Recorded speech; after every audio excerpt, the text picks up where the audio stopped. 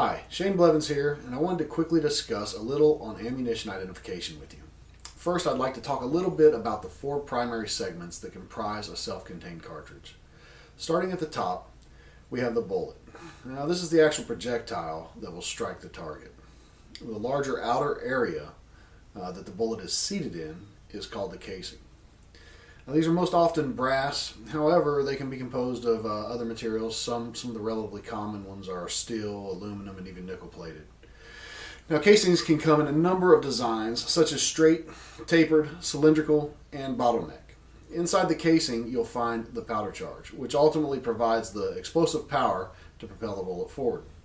And finally, at the bottom of the cartridge, we have the primer. The primer is a small explosive device that provides the initial ignition for that powder charge, typically once it's struck either by a firing pin or striker.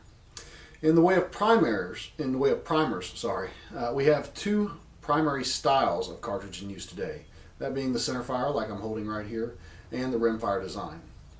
On a centerfire cartridge, the primer is a separate component that is forced into a compartment in the base of the casing, easily identified by a circular ring in the head of the cartridge.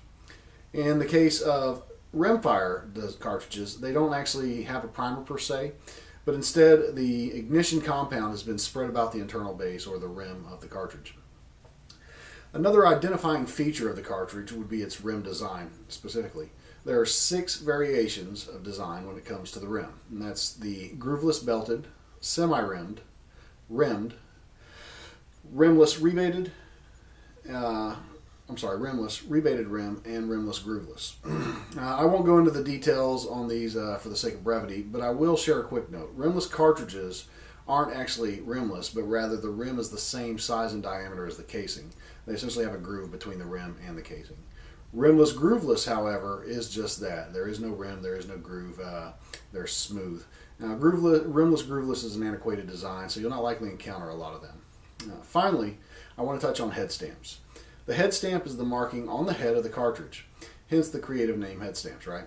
While there is no universally established standard on what goes on the head stamp, you often can decipher it, as a lot of them will indicate some common features of the cartridge, such as the manufacturer and the cartridge name or caliber. They could also include things such as location and or date of manufacture, load type, and at times they could just be a code. Now, even with just a code could be useful, as there are a number of resources out there that you can utilize to look up that code. The head stamp can be marked using a combination of alphanumeric combination or even a symbol.